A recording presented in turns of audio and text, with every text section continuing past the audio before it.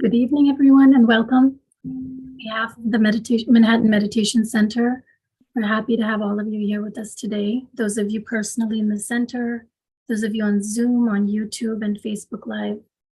Thank you for everyone for joining our Thursday night talks. Before we begin today's talk, I'd like to share some resources offered by the Manhattan Meditation Center. In addition to these Thursday talks, we have a variety of resources available to support you on your spiritual journey and really encourage you to take advantage of as many as you can. On Monday through Friday at noon, we offer 15-minute live daily meditations conducted by experienced meditators. We have a new podcast series for easy listening on the go, and a new podcast is released every Thursday. On the third Saturday of every month, from 11 to 12:30, we offer interactive workshops on popular topics. And this Saturday, May 20th, the workshop being offered is Being Certain in a World of Uncertainty. Our 2-day meditation course and our 7-day Raj Yoga course are also offered on an ongoing basis, so please check the website for upcoming courses in June. All of the sessions that we conduct are recorded and available on our YouTube channel or from the Manhattan Meditation Center website. So our topic for today is From Fear and Anger to Love. And we have Sister Rona with us today to share her insights on the magic of how spirituality and understanding ourselves as spiritual, eternal beings of love can help us transform fear and anger to love. So welcome, Sister Rona. Hello, everyone. Good evening. But before we start, we have French translation today. Can you enable that, Mona? Because Melody is there.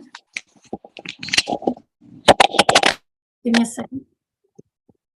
So for those who want French, I hope you can understand me.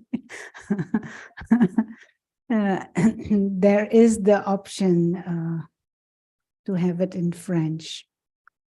Can you please put it on gallery?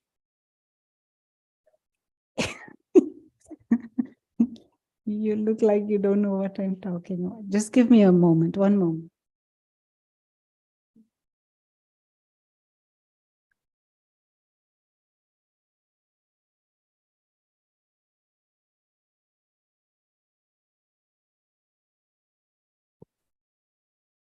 Okay.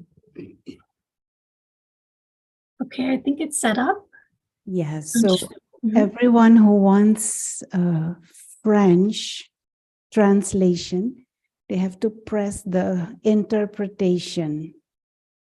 I think the globe on the bottom of your screen that says interpretation. If you click on it and select the language. So for those who want it in French, please press the globe on the bottom of the screen and you will have French translation. Sister Rona, I just need 1 second, sorry, to reset that.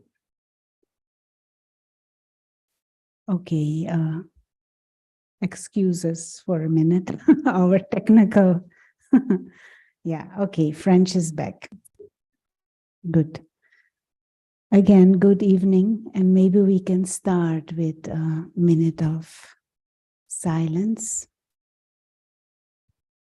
And in that minute, just reflect on these 3 words, no? From the title, fear, anger, but most of all, how to move from fear and anger to love. Just reflect for yourself. What do these words mean? And what kind of mindset creates one or the other?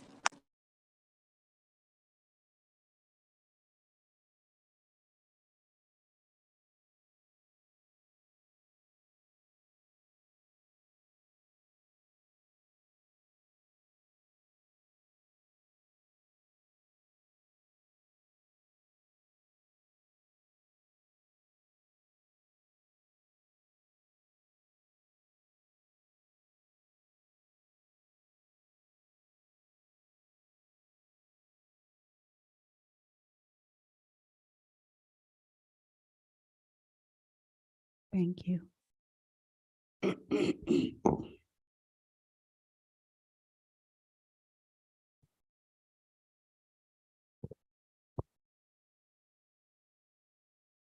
It is quite interesting thing to think about, that the whole world, all our activities,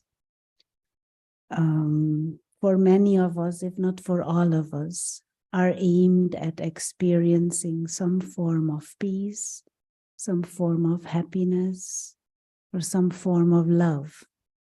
Everyone kind of looking for that joy, happiness, or peace, or love.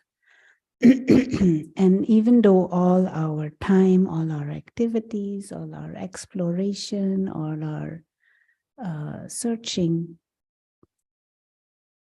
is aimed at that, how many of us truly, constantly experience any of those three?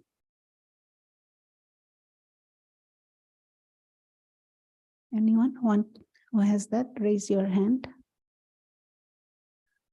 Okay, some are saying on Zoom, all the time, constantly happy, peaceful, blissful,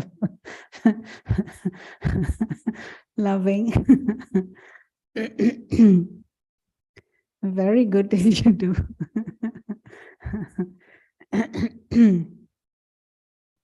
If you have a good key, it is good to share it, no, with others. But even though we long for those experiences, we look for those experiences, every film, every movie, every, what is the word? Every book, every song is about that. But somehow it still is escaping us.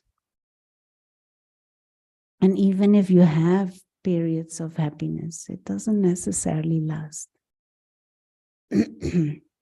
And if there is not happiness, if there is not love, if there is no peace, then what is there? What is the inner experience? What are your feelings if you're not feeling peace?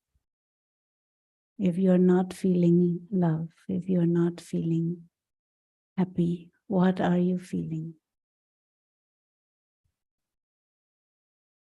Unsettled? Stressed out?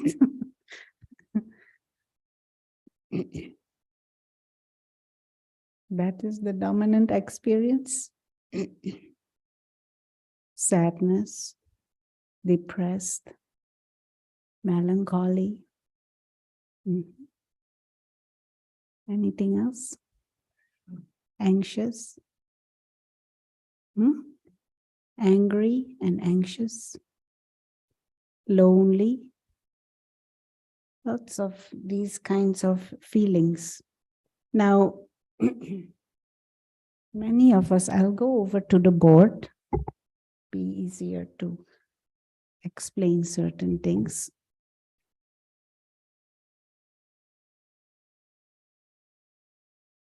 Now, many of these feelings and emotions seem to just happen to us. You kind of wake up and that is how you feel. Is it? Or you kind of, in a bit of a zombie-like state, wake up, and then all of a sudden you realize, I don't feel so pleasant today, or I feel in this way. And even if you do feel happy, often we just find ourselves in a bit light mood or a joyful mood, or something happens that makes us feel pleasant or happy, or something happens that makes us feel sad. Often those things do not have to happen within our own control. So this is something to reflect on. Is how I feel something that just happens to me? Or is how I feel connected with something that is in my control? Is how you feel partly your choice? Some say yes, some say no. Or maybe I should say it differently. Is how you feel, is your state of mind, is your mood, could it be in your control? It could be. Most of the time it is probably not. But this is the first realization to have, that what you feel, how you feel, your state of mind, your mood, it can be in your control. And if it can be, then how can we be the boss in our own inner world? What is the root of your feelings?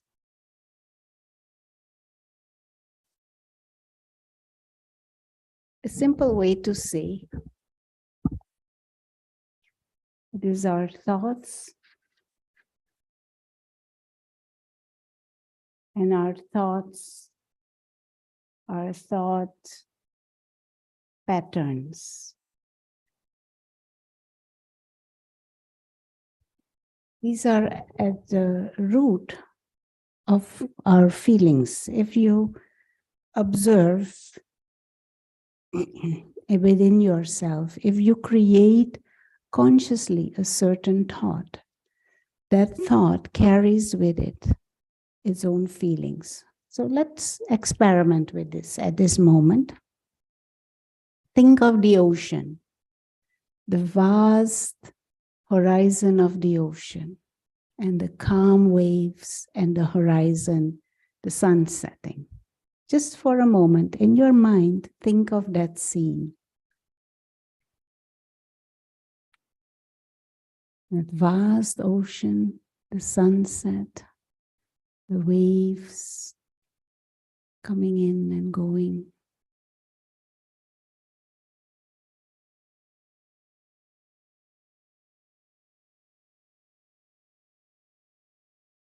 Okay, so what feelings does that give? Beauty, calm, peace. It is you have created a thought, maybe combined with a certain image, and it created an atmosphere in your mind. It created certain feelings in your mind. Isn't it? You have that power. You have that power. Now think of someone that you always in conflict with.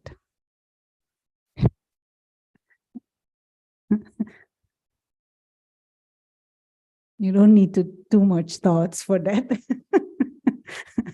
to get certain feelings already.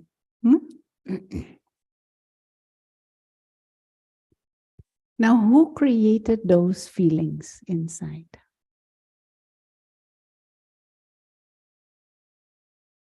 My own thoughts. That person is now not here around you, probably. But you thought of that person and you interpreted that person in a certain way and certain memories, and it creates certain feelings. Ocean is probably not next to you at the moment, but you thought of it. And because of that scenery in your mind, it allows for certain feelings. This is a bit of a long intro to the topic. We are having these three big words in the topic: fear, anger, and love.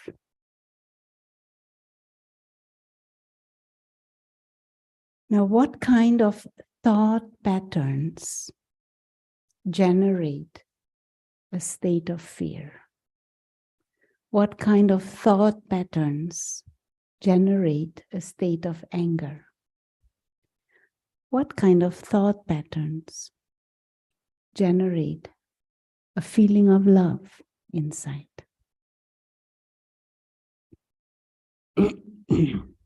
And at least we can consciously train ourselves to choose more thought patterns that are related with positive emotions, positive feelings. We can at least choose thought patterns that avoid anger and fear. Now you will say, but external situations happen that make me angry. Someone does something, or someone says something, or something happens and I get angry. I can't help it. Can you not help it? Maybe not, but maybe you can. If you change your thoughts and your thought patterns, something happens, that is not in your control. But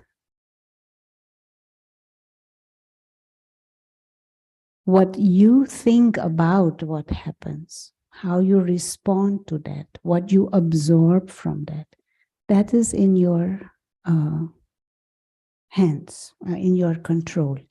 If you make a situation big in your mind, then it will take over your thoughts and your feelings.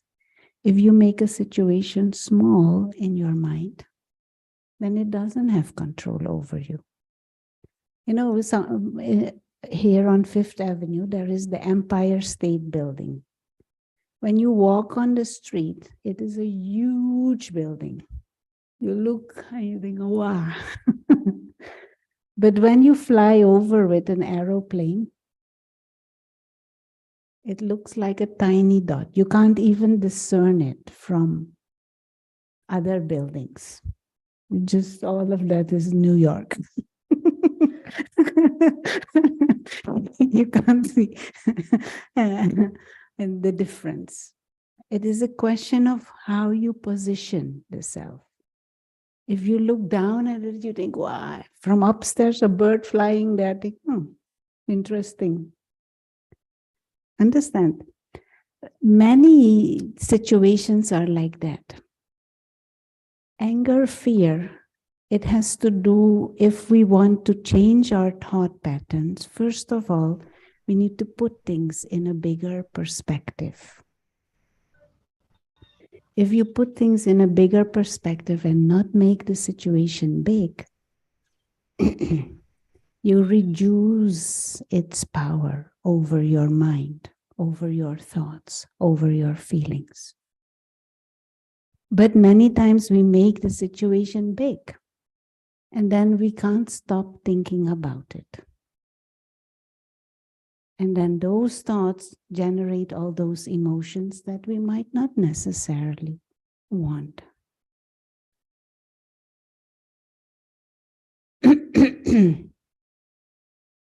Now, this art or this power of putting things in perspective, we have lost it.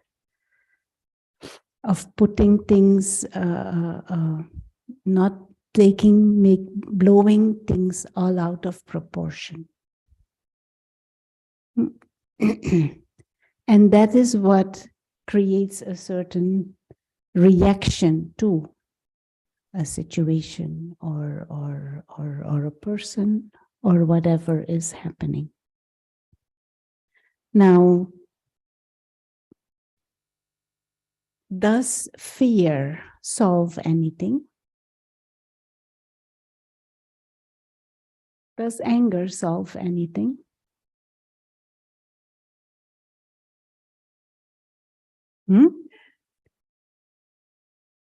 Anger makes things worse.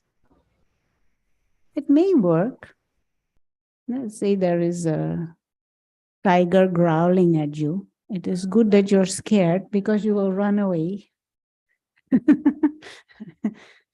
I mean, it can help you at least to take an action that can be useful. You run away out of fear. But you can also run away out of peace. You can also run away out of being sensible.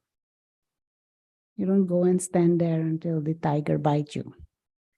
That's not sensible. You understand? So you don't need the emotion of fear to save yourself. And it is better to just be sensible and then take an action. Anger. And sometimes when you get angry at your grandchildren or whoever, they do what you want. Maybe, I don't know these days. They might get angry at you back. I don't know. But sometimes if you get angry, you get people to do what you want. But will they do it from their heart? Will they do it when you are not there? They might do the opposite. Whilst if you act out of sense, if you act out of love, if you win them over and if you win their heart, then they might do it whether you're there or not there. And whilst they're doing it, they will bless you.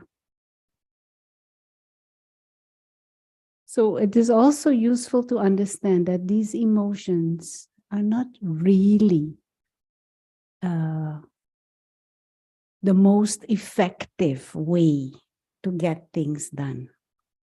Because this is part of it. We sometimes, what is the word? We justify negative emotions by saying it is useful or you get things done. Some people say it is good to be stressed out. Only under stress and under pressure do I study and pass my exams. But you can also study in peace. You can also study with clarity and pass your exams, and then maybe you will retain it even much longer than when you're under pressure and under stress. But there is this belief that negative emotions have their usefulness.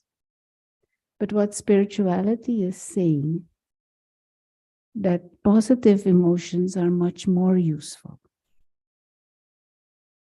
And in the long run, you achieve more with them.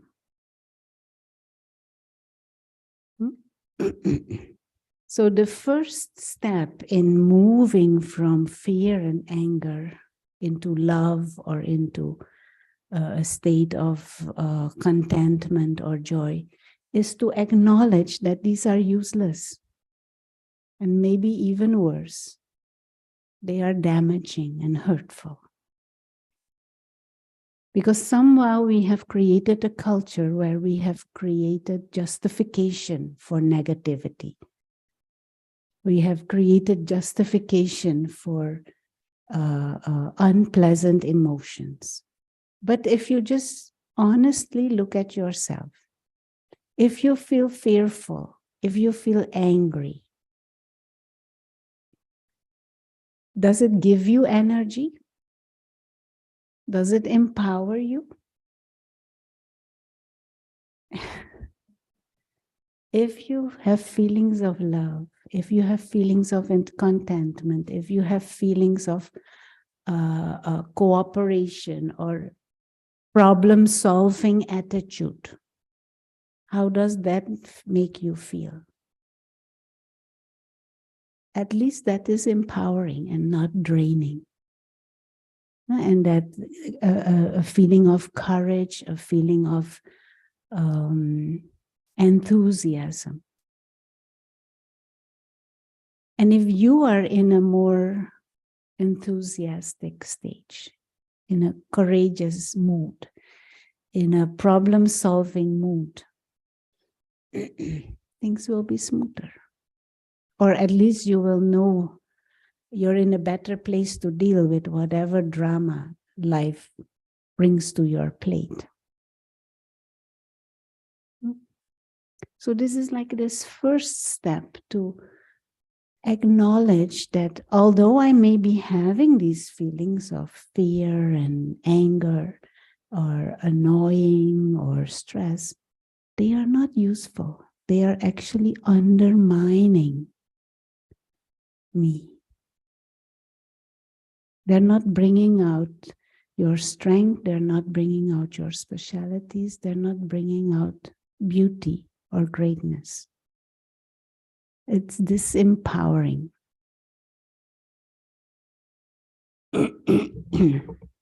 So how do I shift then from this to this? What kind of thoughts and what kind of thought patterns can I have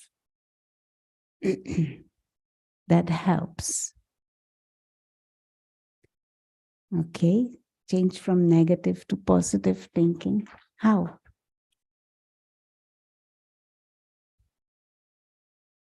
What has to deeper inside shift? Belief systems. Okay, let us take an example.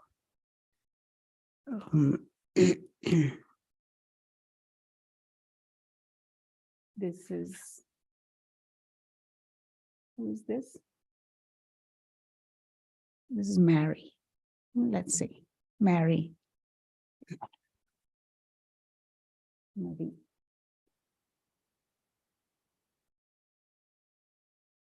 And this is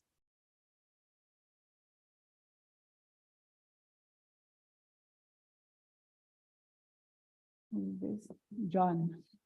This is John.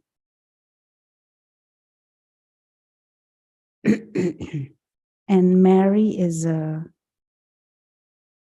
art student, first year, and she likes to give artistic expression to her appearance also. So one day she paints her hair red. Will it affect? John is also a student in the same university, and he observes this. He's kind of amused, but not affected. Another day, she puts in green stripes. This is entertainment for John, isn't it? She's happy. He is not affected by her behavior at all. And another time, she puts in black polka dots.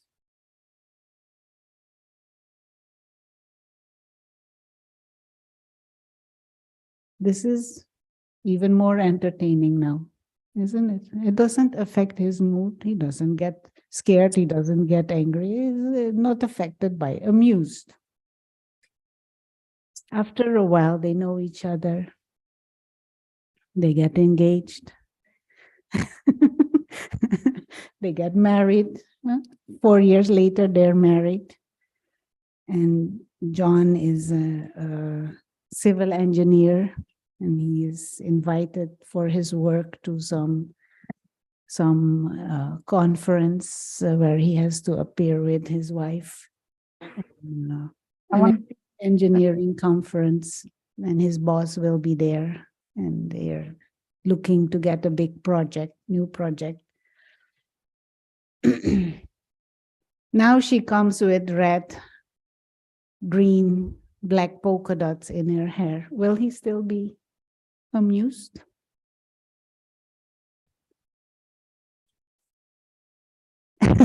He has the choice to. What do you think will happen? Will his mood still be calm, joyful, amused by the hairstyle? And I'm not asking that. Yes, he met her like that, but will now he still be amused by it? They're saying no here, no? Why not? Huh?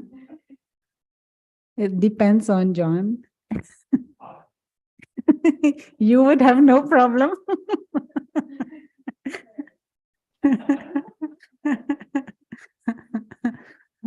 I'm just giving a theoretical example.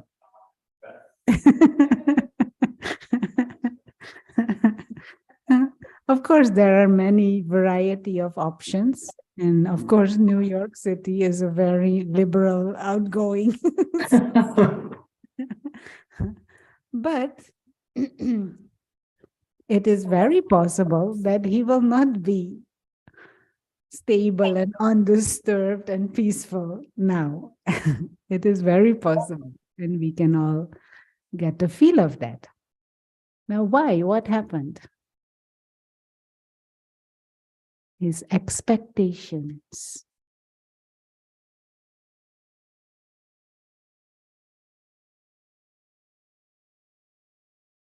His expectations changed. 4 years ago, he did not have any expectations about her. Now, 4 years later, they are married. And that appears to be a justification for expectations. And so is it she that makes him disappointed, or maybe insecure, or maybe even angry? Or is it his expectations?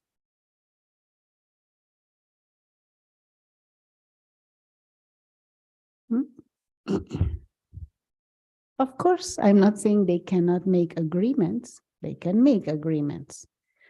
You can make certain rules before you enter into a relationship. But what is the source of how I feel? Is it the behavior of someone else? Or is it my expectations of how they should behave or how the situation should be? Now, if I have expectations and I'm not sure if they will be met, I will be insecure. If I have expectations and they are not met, I can become angry. If I have no expectations, then you are entertained. But whatever is the outcome or the result. You see?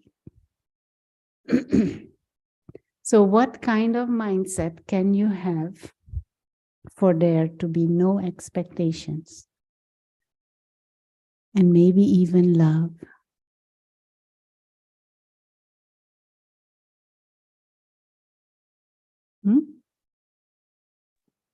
Acceptance. Acceptance. You want to drink something? You're okay? Maybe egoless. Egoless. Very high aim.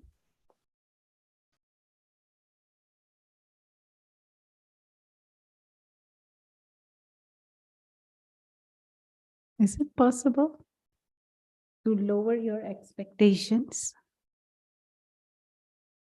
To have no expectations? Someone is saying it is hard, but yes. In which situations you have no expectations? When there is no relationship to that person. Not necessarily. Not necessarily. People are walking on the street. I have no relationship with them, but I expect them to at least not throw stones. When something jeopardizes the idea that you have of yourself, when something jeopardizes you, Mhm. I think that's, yeah. And there is detachment when when you are full, when you are in a mode of giving, when you are in the mode of protecting. Now, for example, with little babies, you don't expect them to give you anything. You don't expect them to behave in a certain way. You have no expectations, and you have the feeling that you have to give them, that you have to protect. Isn't it? And so, can you be in that state of giving, of protecting, of sharing, instead of in the state of needing, wanting, desiring, expecting, maybe even demanding? And that state of fullness, that state of giving, that is where love is part of that mode. So it is a shift, it is a mindset shift. I am here on planet Earth not to take or to expect or to demand, or to beg, but I am here to give. I'm here to share. I'm here to care. Understand? And then there is not this, at least lower your expectations. But to be able to do that, we need to look at ourselves differently and look at life differently. Because at this present moment, worldwide, the mindset is what is the chant going on in people's head? Want. Want. I want, I want, I want. I need, I need, I need. I desire, I desire, I desire. I expect, I expect, I expect. And when we don't get, we are sad, angry, annoyed, stressed out, insecure. Palak wanted to say anything? Yes, sister. I think with this particular situation that you talked about, John and Mary, It is obviously simplified, no? it is, of course, but of course, he's expecting something because it could impact his image.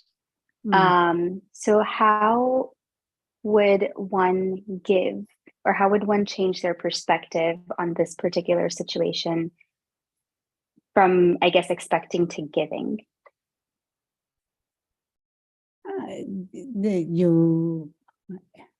I think this is a bit of a very simplified example to explain, to come to this understanding of expectations. But you should have certain understandings. In every relationship, there should be certain understandings. And not go blindly in situations that you can, what is it? You can prevent unnecessary situations. But I was just using this example to illustrate the inner state, the difference between a state of freedom where he is internally free to be amused and a state of bondage because of expectations, where that what could have been amusing to him a while ago is not amusing anymore. Because of his expectations, because of his work, because of whatever sense of identity he's holding that he's wanting to protect. or enhance. We all have to check within ourselves. But you can be in a state with much less expectations. And one way in this case to prevent it is to discuss certain things openly and be clear about it.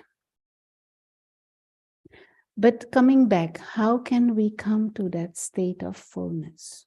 State where we are in a position to give, where we are in a position to care and to share, where we are in a position that we're not ruled by desires or expectations or needs.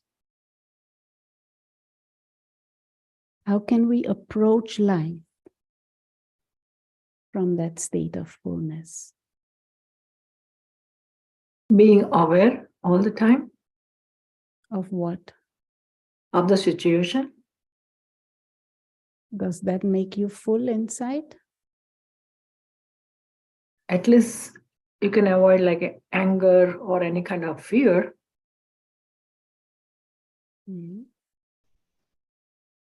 Sharon, you want to say? I think that when I know who I am, and I'm very content with myself and my growth, then I'm more accepting of other people, and I have the ability to be amused if I don't have expectations. If I feel good about who I am, I think knowledge, awareness of myself, the ability to have good thoughts, to change my thoughts, to understand that my feelings are a direct result of my thoughts. If I could do those things, I think that I can accept her with polka dots and and red and green hair.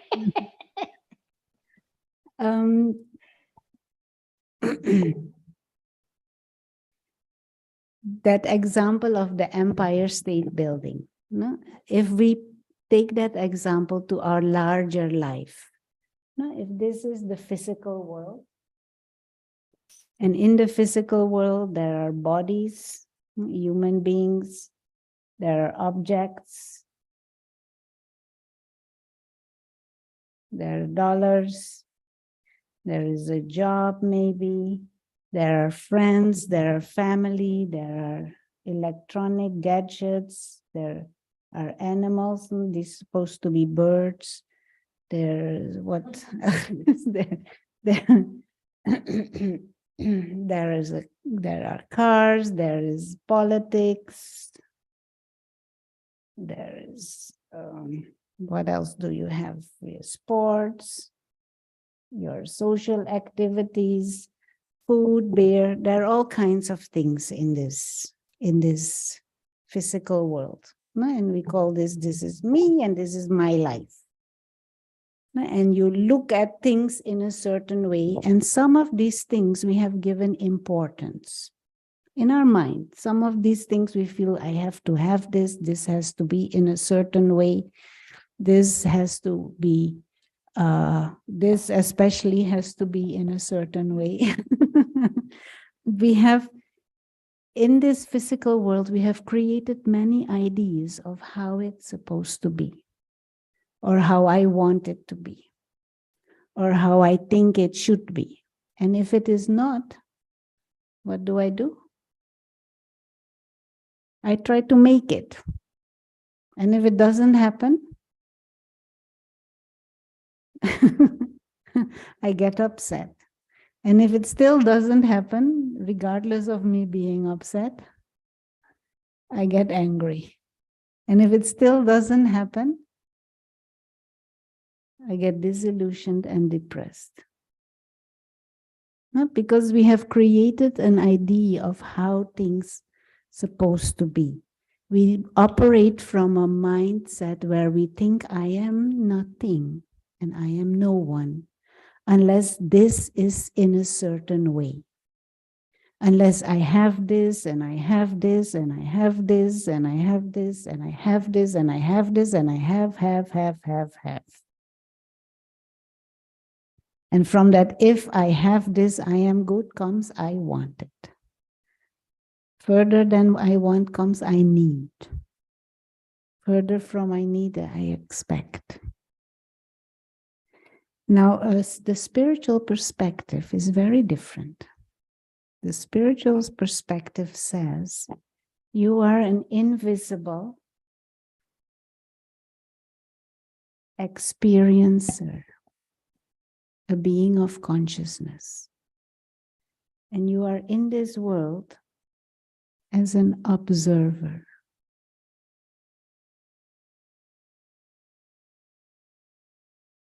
You are in this world as a player. You travel through this world and you observe many things. You can play this game. And at the end of it, you leave again. You did not come here to accumulate things.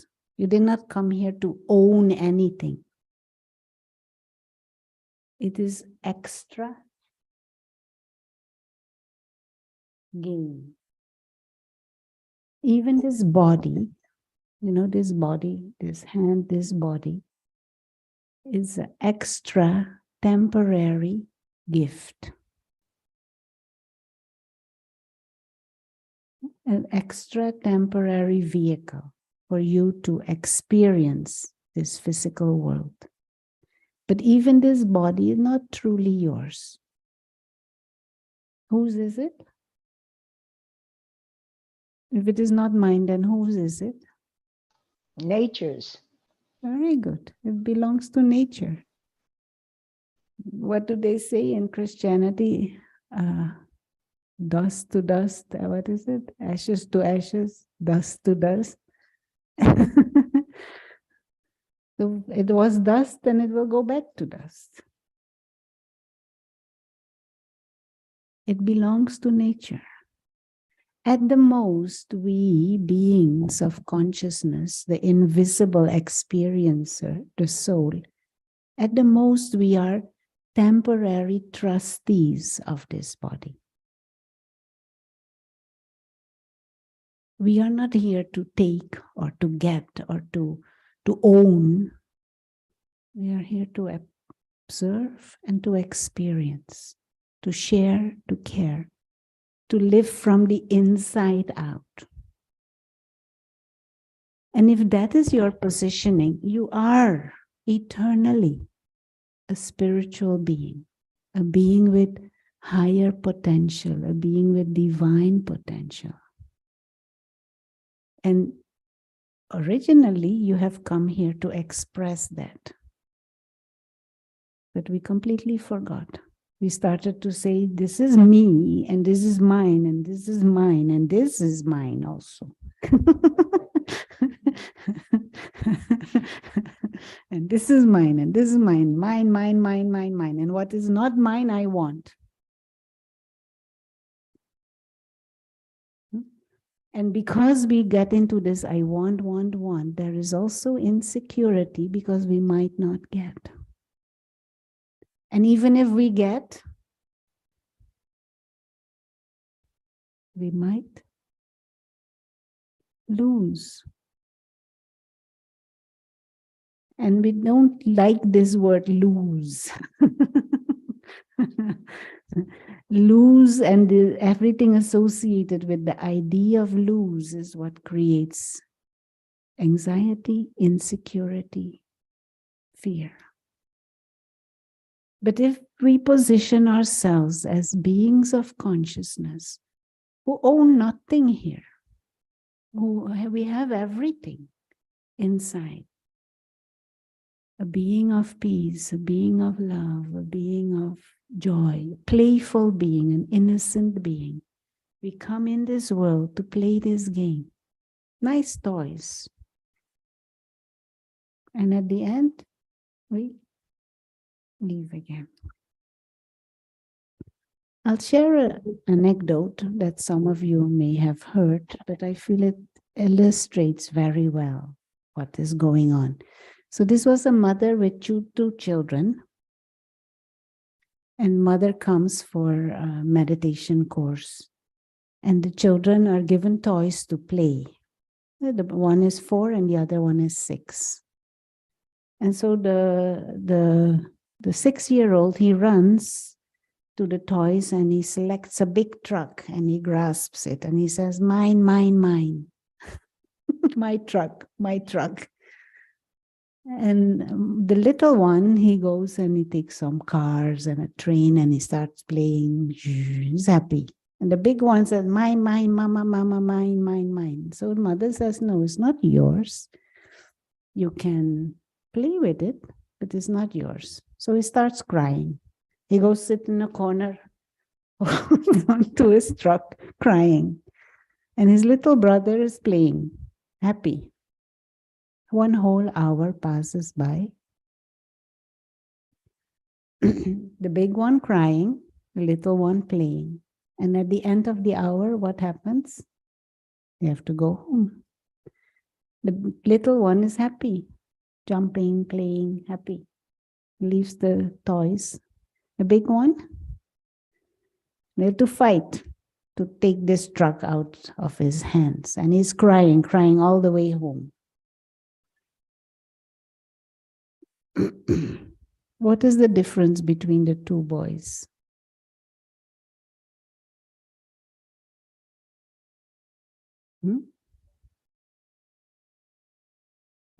The little one, consciously or subconsciously, has this kind of visitor attitude, this observer attitude, and I can enjoy and play.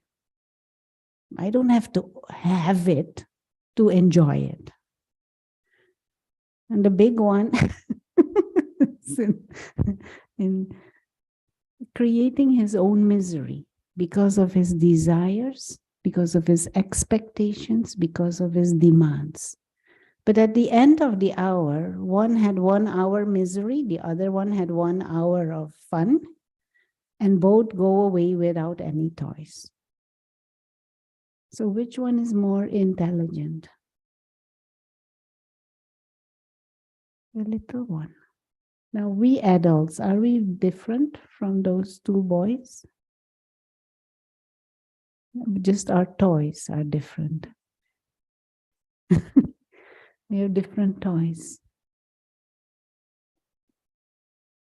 So to move from these negative emotions like fear and anger to these more positive emotions of love, of joy, of playfulness, of enthusiasm, of contentment, we have to shift perspective. And the spiritual perspective, I feel, is the most powerful perspective and most sensible one also, and most close to truth, if not truth. And because if we truly think of it, we have come in this world and we will leave. And if we leave, we can't take anything from here with us. Many have tried, but they can't. But you don't need to own it to be able to play the game, to enjoy. And if you're free from this sense of wanting to have, if you're free from expectations, you are more open to whatever is there in front of you at that time. But we have to come from that place of fullness. And this is what meditation is all about. Realize you are this invisible player, the soul, a complete being, a being with divine potential, a being that is timeless. We have not come here to create misery for ourselves. We have come here to play, to observe, to be amused, to entertain, to share, to care, to interact, to play the game. And then we will leave. We are not, the biggest toy we have is our body. So play the game well.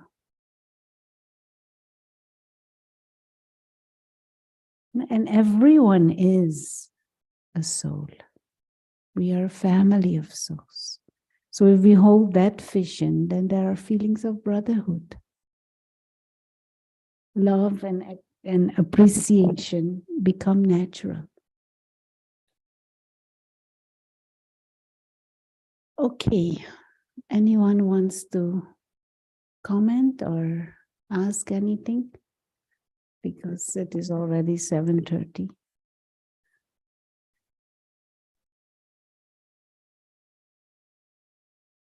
Om Shanti, sister. I have a question. Yeah, so these things we know. Actually, the thing is, when the situation comes, we forget these things and we do not know how to handle that situation. And we generally forget these principles. So, how to make it in practice? Because while talking in these sessions, this is very easy. This seems very easy that these things are not mine. I am the soul. All these things, but when it is in real situation, I generally face these problems. Hmm. Even though right now, when we're talking about this is also can I interrupt for a second? And sometimes in real life situation, I also feel that I also observe that even though I know that I need to do these good things, but still by seeing the society and by seeing the other things, I feel that I should not be like polite always. I should take some strict action or something like that. So that is basic my question. Means in practice, it seems very difficult. Sometimes we are not aware, and sometimes after awareness also, we feel that this is not the right way. Do you remember the first, in the beginning, what I said? We were exploring fear and anger. And first we need to realize that fear and anger is not really in my own benefit. That is what we first need to realize. Even if everybody else behaves in that way, and even if my habit is and reaction is to behave that way, it is not in my benefit. I'm undermining myself. Unless I don't have that realization, I will not really change. I might listen to this as a nice theory, and I might even agree with it, but I would not necessarily implement it. Because deeper inside, there is the feeling that this is normal, that this is helpful, that this is how everyone does it. Secondly, you don't practice this consciousness at the moment that there is a challenge. We practice this when the going is good. When there is a situation, that is then your test to see how strong has this become already in your mind. But during when in the morning when you wake up, this is the consciousness. Oh, the real self is a silent observer. The real self is the invisible experiencer. This body is not mine. In the shower, looking in the mirror, oh, nice package, vehicle. But the real me is invisible. And this self-awareness needs to be practiced when the going is good. When there are situations, then you will behave and respond to that where you are at. That is not the time to practice. And this is what often happens. We listen to these things, we agree, but we're not reflecting deeply on this, implementing it, making it the way I see things, making it my reality. And also, sometimes we feel this is not reality. It is nice and I know it, but this is not reality. My reality is something else. No, reality is what I am experiencing and how I am thinking. And am I broadening my perspective at every moment? Right now, whilst listening, how much do I really take that position of the invisible observer? And we need to play with this in our mind, with this different perspective, going about our daily activities. Then when a situation comes, it will as if almost naturally emerge. And so reflect on these things outside of lectures also. Reflect on and practice this perspective. Soul is washing this body in the shower. Not I am taking shower. Soul is making this body take shower. Play with these things. That state of, observing, detachment, not in bondage. Observe your language. I need this, I want this. I don't need anything. Even food, most of the time, I don't need food. First of all, soul doesn't need, but even body. This body can easily go without food for a month. So this mindset of I need, shift it around, play with it, experiment with it during daily activities. How often do I use this word I want? Why? There's so many things that are there. Why am I stuck in this? Let me come back to that soul perspective. Soul doesn't need anything. Everything is extra. But what is true is that this is not common thinking. People around you might not think like this. Society will reinforce different things. All the advertisements tell you, you need this, you need this, you need this, you should do this. So you have to build up in your mind an understanding of self as a being who is complete, who is whole. It is a shift of consciousness, a shift of perspective, a shift of awareness. And that doesn't happen with one time. Listening to this, we need to kind of mull on it. You say like that, or chew it. That it becomes the way you see things, the way you look and interact. Bina, and then we will close. Om Shanti, sister.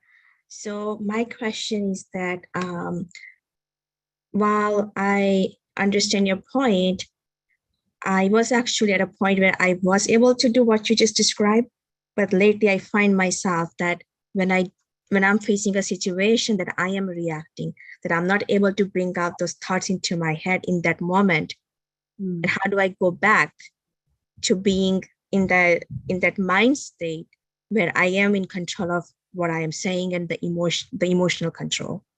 When we need to nurture this, like also Tarun was saying, we live in a world that thinks differently, that acts differently, that responds to you differently, that tells you you need this, you need that.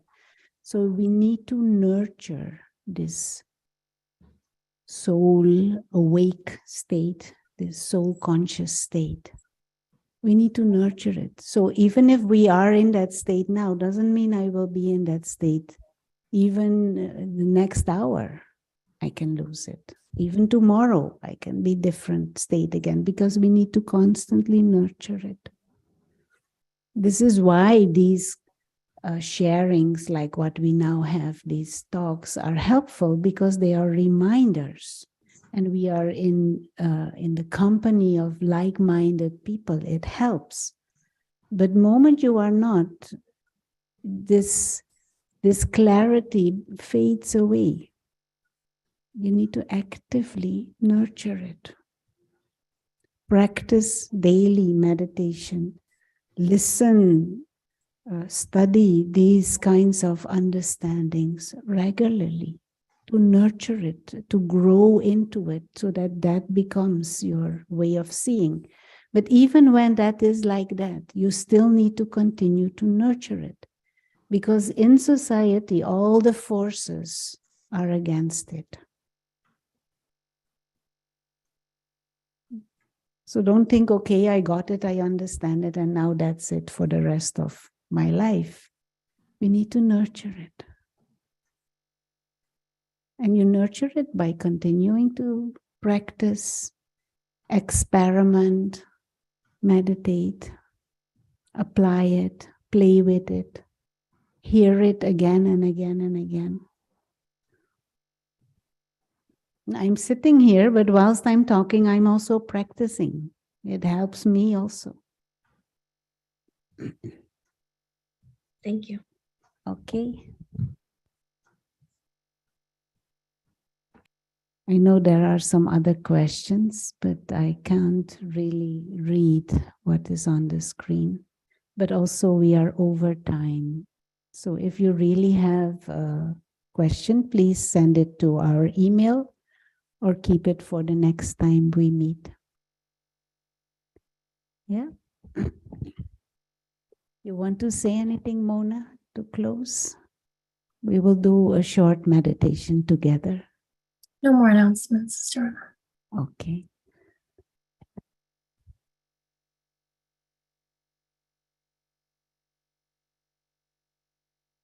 So as always, we keep the body comfortable.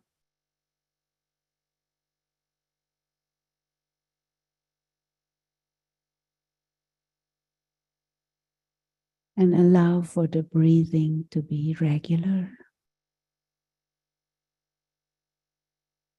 And as if take that position of observing the body. How the air is pulled into the lungs on inhalation and pushed out of the lungs on exhalation.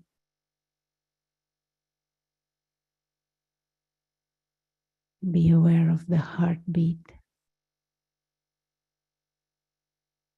and how the heart pumps the blood to the different organs and extremities of the body. Just this inner being is observing the bodily functions and appreciating the body also. It's a very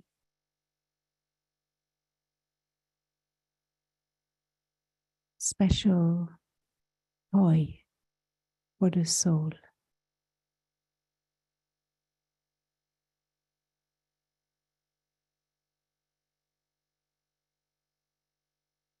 And also become consciously aware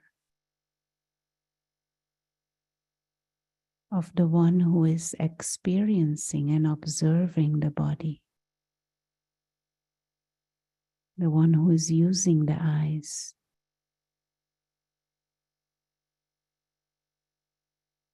The one who is using the mouth. The one who's listening through the ears. The invisible experiencer.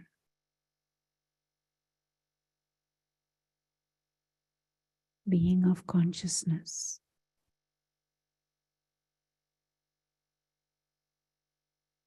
The soul.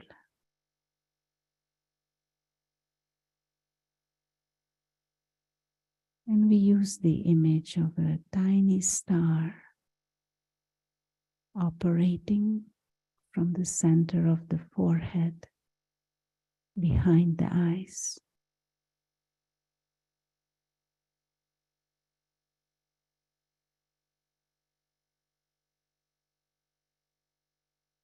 A being of light, a being of peace, free, pure, living light.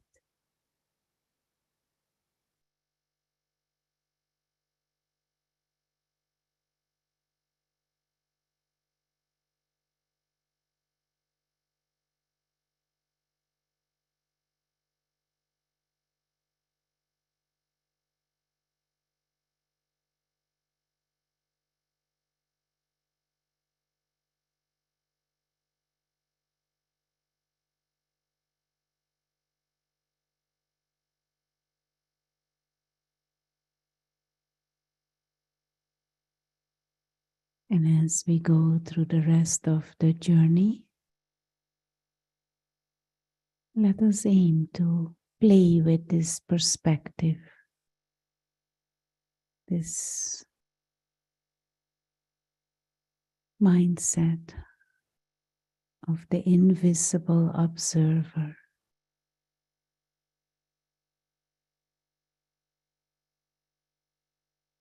The being of light, the being of peace.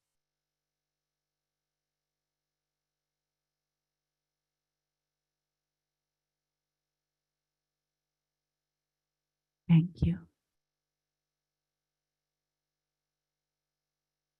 Thank you, everyone, and appreciating very much those who are in person at the center. Nice seeing everyone coming back, but also appreciating everyone on Zoom. Thank you, sister. Thank you so much, sister. Om Shanti. Good night. Thank you. Thank you, Om sister. Shanti. Om Shanti.